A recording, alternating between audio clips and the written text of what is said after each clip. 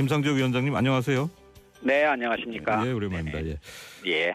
취임을 6월 14일에 하셨으니까 2달이 훌쩍 지난 건데 예. 시민단체에서의 활동과 또 공직자로서의 공무 어떤 차이가 있었습니까? 뭐 한마디로 말씀드리면 천재 차이입니다. 예. 예, 시민단체에서 활동할 때보다는 훨씬 큰 제약과 훨씬 무거운 책임감에 직면해 있다라고 할 수가 있겠고요. 네. 뭐 솔직히 말씀드리면 가장 큰 차이는 하고 싶은 말을 다 하지 못한다는 데 있는 게 아닌가라고 생각을 합니다. 그런 부분이 있겠군요. 아무래도 이제 공무원이니까. 네. 사실 이 질문 좀 늦은 감이 있었습니다. 지난 대선에서 이제 문재인 당시 후보 캠프로 가셨을 때 저희 청취자분들이 이런 질문을 많이 해왔었는데, 그러니까 김 위원장께서 제야에서 계속 날카롭고 정의로운 전문가로 남았으면 좋겠다 하는 의견이 있었습니다. 혹시 후회는 안 하십니까? 후회라기보다는 뭐 아쉬움은 크게 갖고 있습니다. 왜냐하면 네. 경제개혁 이런 데서 활동했던 20년은 제 인생의 모든 것이라고 할 수가 있는데요. 네. 솔직히 지난 겨울에 촛불 국면이나 올해 초에 탄핵 국면이 없었다면 오늘 제가 이 자리에 와 있지는 않았을 겁니다. 하지만 누구도 상상하지 못한 그런 변화를 겪으면서 새로운 어떤 사회에 대한 시민들의 갈망은 끝없이 높아졌는데요. 네. 그에 비해서 뭐 우리의 현실 여건은 너무나 나빠진 이런 어떤 큰 괴리를 목도하면서 제가 안전한 지대에서 훈수만 두는 것은 지식인으로서 너무 비겁하지 않느냐라는 생각을 이제 하게 되었던 겁니다. 그래서 제 스스로도 상상하지 못했던 어떤 인생의 경로를 변경하는 그런 모험을 하고 있는데요. 현 위치에서 하여튼 최선의 노력을 다하고자 합니다. 네, 알겠습니다. 최근에 소식을 보니까는 공정거래위원회가 이제 조직을 조금 늘리나 봐요. 뭐 60명 네네. 정도 증원이 된다라는 소식이 들어왔는데 이거 이제 위원장께서 직접 요청하신 겁니까? 예, 그렇습니다. 물론 기업 집단국 신설은 문재인 대통령의 공약이기도 했고요. 예. 그래서 뭐 재벌 개혁과 건전한 시장 질서를 만들기 위해서는 그 대기업 집단과 관련된 일을 하는 조직이 인적으로 그리고 조직 역량에서 강화될 필요가 있는데 사실 노무현 정부 이후에 그 기업 집단과 관련된 일을 하는 부서가 한 개과로 축소가 되었습니다. 그래서 이제 하고 싶은 일을 제대로 하지 못하는 그런 어떤 문제점이 있었기 때문에 이번에 뭐 제가 이제 강력하게 좀 요청을 드려서 이걸 이제 하나의 국 차원으로 승격을 시켰고요. 여기에 더 나아가서 최근에 이제 기업들과 관련된 이제 조사를 하기 위해서는 문서 자료보다는 디지털화된 어떤 자료를 찾는 것이 훨씬 더 중요하기 때문에 디지털 이제 포렌식이라고 하는 그런 어떤 첨단 조사 기법을 담당하는 하나의 어떤 팀도 만들고 해서 뭐 인원으로는 순중으로 60명을 증원하는 그런 조직 개편 작업이 있었습니다. 예, 디지털 포렌식을 말씀하셨는데 이게 사실 이제 청취자분들이나 저나 알기로는 뭔가 삭제된 정보를 다시 되살리는 그런 기술 아닌가요? 이게? 예, 그렇습니다. 뭐 요즘은 기업의 뭐 모든 관련 정보를 이제 컴퓨터나 이제 클라우드 같은데 디지털화해서 이제 저장하고 그걸 삭제하면 증거를 찾기가 어려운데 이제 그런 거를 찾는 그런 어떤 첨단 조사 기법이라고 할 수가 있습니다. 그럼 조사를 좀 강화하겠다는 뜻으로 들리는데 사실 말씀하신 이제 기업 집단국을 보면은 뭐 지주 해석과 공시 점검과 내부 거래 감식과 부당 지원 감식과 그동안 이제 어떻게 보면 이제 국내 그 대기업 재벌들의 폐해로 지적됐던 분야들이 다 포함이 됐어요. 근데 한 가지 궁금한 것은 이게 이제 뭐 보도된 기사를 보면은 한시적 조직으로 운영이 된다라고 나오는데 이건 맞습니까? 예, 뭐 일단은 한 2년여 정도의 어떤 한시 조직으로 운영을 하겠습니다만은 뭐 두 가지 의미가 있습니다. 하나는 제가 또 열심히 해서 그리고 공정거래위원회가 열심히 해서 재벌의 지배구조와 사업 모델이 이렇게 공정해진다면 그런 큰 조직을 계속 유지할 이유가 없을 거다라는 것이고요.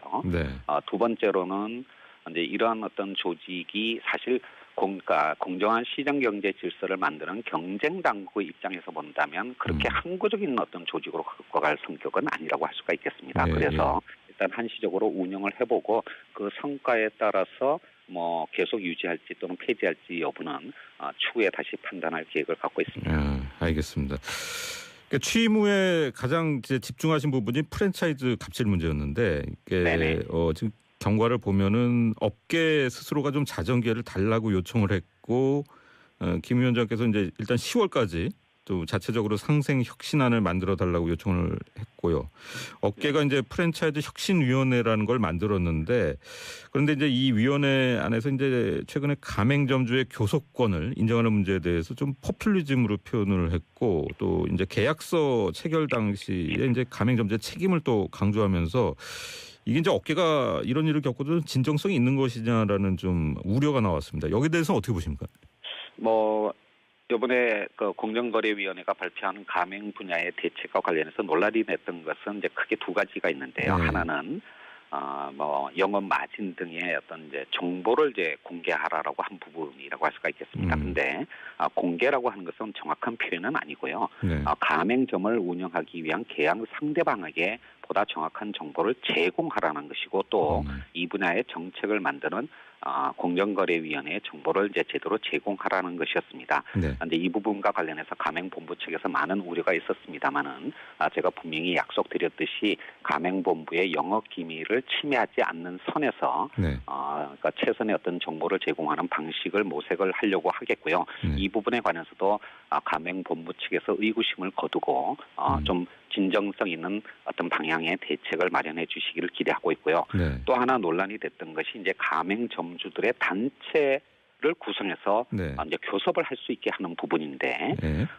사실 가맹점주들의 단체 교섭권을 법으로 인정하기는 어렵습니다. 아, 그렇습니까? 예. 분명히 법으로 되어 있는 것은 단체 구성권까지만이고요. 다만 갑질 논란에서 문제가 됐던 것은 뭐냐면 가맹본부 측에서 이런 가맹점주들의 단체 구성 자체에 대해서 보복 행위를 하는 측면이 있었는데 예. 이제 이런 부분에 관해서는 가맹본부들도 이제 상생 협력의 차원에서 새로운 사회에서 상생 협력하는 어떤 모습을 보여주는 것만이 이 대책의 진정성을 보여주는 것이라고 생각을 하고 있습니다. 예. 일단 10월까지 기다려 보실 것 같은 그런 상황인데. 좀 시간이 지났지만은 대통령과 대기업 총수들 호프 미팅에 참석하셨었죠. 네네. 예, 그때 이제 경영자들 직접 보셨을 텐데 지금 이제 경제 민주화라는 개혁 과제에 대해서 어떤 느낌을 갖고 있는 것 같습니까? 뭐 사실 제가 공정거래위원장이 되기 전부터 시민단체 활동을 하면서 기업에 계신 분들 뭐 그중에 일부는 총수들도 있었습니다만은 기업인들을 많이 만났는데요. 기업인들을 만나보게 되면 이제는 세상이 변했고 과거로 돌아갈 수 없다라고 하는 인식들은 분명히 갖고 계십니다. 네. 이제 문제는 그런 변화된 환경에 어떻게 적응할 것이냐 그리고 한꺼번에 변화할 수는 없는 거니까 어떤 그 과도기 동안 어떤 변화의 전략을 갖고 갈 것인가라고 하는 부분에 관해서 아직 명확한 어떤 생각이 정립된 것은 아닌 것 같고요. 더욱더 문제가 되는 것은 지금 이제 경영권을 승계받는 3세들이나 4세들이 도전의식 또는 기업가 정신을 상실한 부분이 많고 또 그룹 내에 가신들이 정보를 왜곡하는 등의 지배구조 문제가 많이 남아있다라고 저는 느꼈습니다. 이제 이런 문제들은 궁극적으로 기업 차원에서 스스로 해결해야 되겠지만 그러한 과도기를 짧게 하기 위해서 정부가 이제 법 제도도 만들고 정책을 통해서 유도하는 노력을 할 것이고요. 뭐 기업들도 이런 어떤 정부의 구상과 의지에 대해서 이제는 충분히 이해하게 되었다라고 생각을 합니다. 이 재벌 이제 차세대 재벌 총수들의 기업가 정신이 부족하다고 느꼈다는 점은 언제 어떤 점을 말씀하시는 건가요? 우리나라 이제 재벌들의 총수 일가가 이제 한 3세나 4세까지 내려오게 됐는데요. 뭐 창업자나 2세대에는 많은 논란이 있었습니다만은 한국 경제의 고도 성장기 과정에서 그야말로 맨땅에 헤딩하는 시기에 그런 도전 정신을 보여주었고 그것이 한국 경제를 성장시키는 주역으로서 활동한 측면이 있었는데 그러한 이제 패스트 팔로우 추격자의 입장을 이제 벗어나게 되는 현 시점에 이르게 되니까 모든 사업이 성공의 가능성 못지않게 실패 위험을 안게 된 것입니다. 그러다 보니까 이제 온실 속에서 자란 이제 3세들이 그런 위험을 감수하지 않으려고 하는 것이고요. 이런 것이 한국의 어떤 성장 잠재력을 떨어뜨린 어떤 중요한 요인 중에 하나가 되었다라고 하는 것이 저의 판단이고 아마 이런 부분은 많은 전문가들이 공유하는 것이 아닌가. 따라서 변화된 어떤 그런 환경, 특히 제4차 산업혁명의 환경 속에서 이제는 기업가들이 보다 적극적인 어떤 도전 정신을 발휘해야 되겠고 또 그런 네. 것이 발휘될 수 있도록 네. 경제 질서를 만들어가는 것이 정부의 역할이라고 생각을 네. 합니다. 자, 김상조 공정거래위원장을 만나고 있는데 뭐 시간이 많이 지났습니다. 그래서 시간이 얼마 안 남아서 좀 이제 단답식으로 좀 답변 부탁드리면은 네네. 이 아까 이제 저희가 공정위의 조직 이제 개선 뭐 증원 문제를 제가 여쭤본 적이 있었는데 사실 그 공정위라는 조직에 대한 국민적 불만이 좀 있었습니다. 그래서 네. 결과적으로 대기업 편의를 봐주는 데만 좀 급급했던 게 아니냐는 건데 이게 구성원의 마인드라든지 이제 조직 체질 개선도 좀 쉽지 않을 것 같은데요. 어떻게 생각하세요?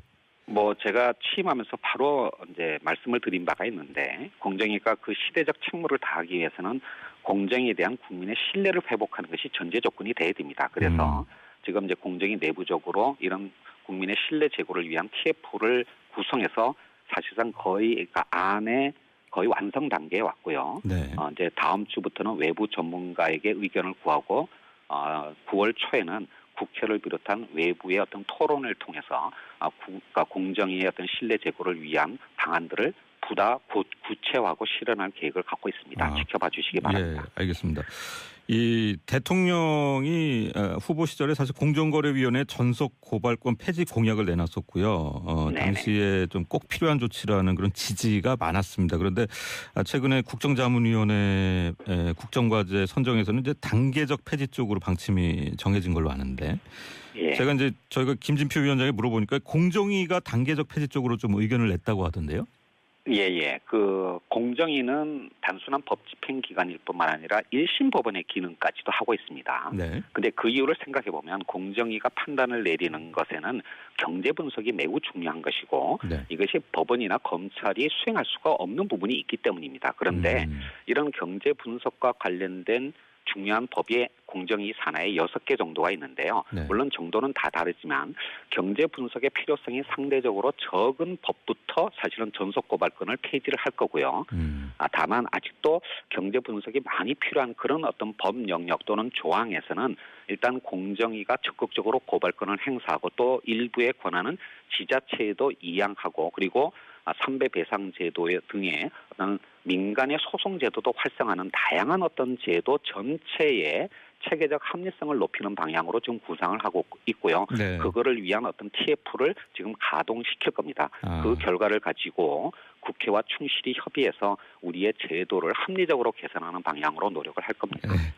자, 시간이 한 30초 정도 남았는데 이것만 좀 여쭤볼게요. 그 김상조 공정거래위원장에 대한 기대가 많았는데 막상 취임을 하고 나니까는 좀 신중한 모습인 것 같다라는 느낌, 좀 아쉬움을 표하는 분들이 있습니다. 여기에 대해서 어떻게 보셨어요?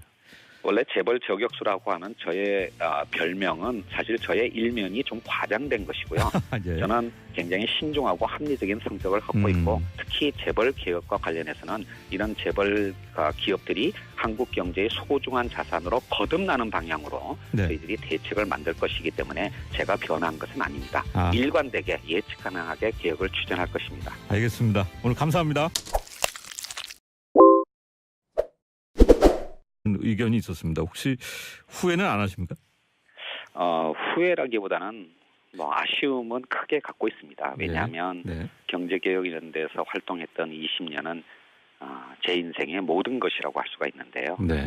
솔직히 지난 겨울에 촛불 국면이나 올해 초에 탄핵 국면이 없었다면 오늘 제가 이 자리에 와 있지는 않았을 겁니다. 하지만 누구도 상상하지 못한 그런 변화를 겪으면서 새로운 어떤 사회에 대한 시민들의 갈망은 끝없이 높아졌는데요.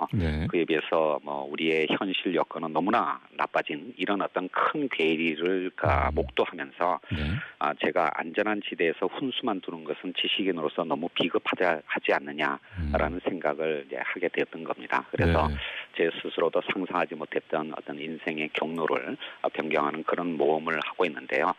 현 위치에서 하여튼 최선의 노력을 다하고자 합니다.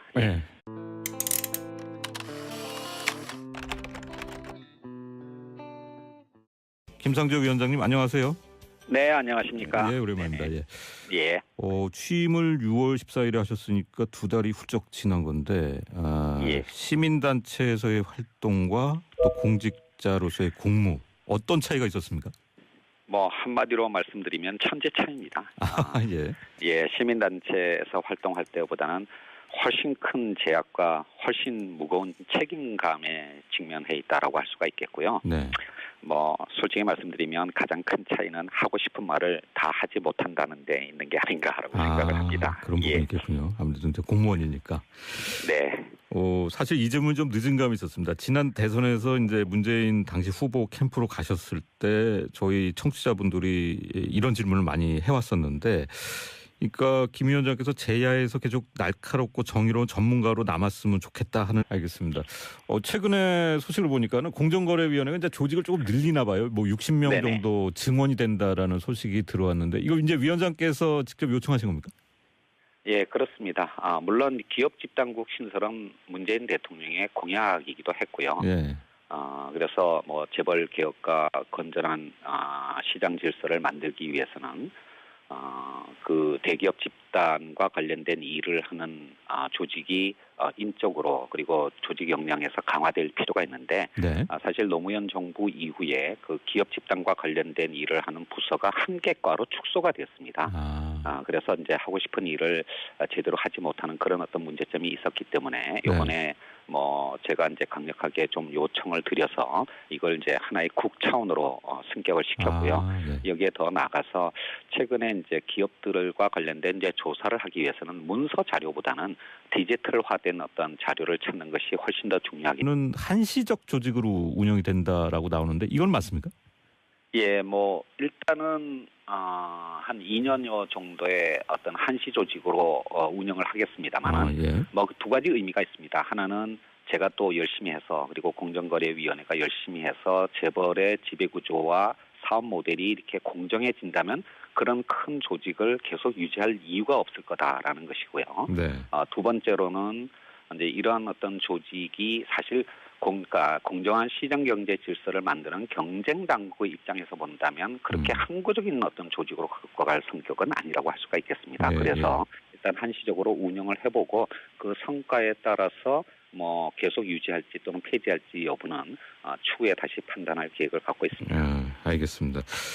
그러니까 취임 후에 가장 이제 집중하신 부분이 프랜차이즈 갑질 문제였는데, 이게 지금 경과를 보면은 업계 스스로가 좀 자정기회를 달라고 요청을 했고 때문에 디지털 이제 포렌식이라고 하는 그런 어떤 첨단 조사 기법을 담당하는 하나의 어떤 팀도 만들고 해서 뭐 인원으로는 순중으로 60명을 증원하는 그런 조직 개편 작업이 있었습니다.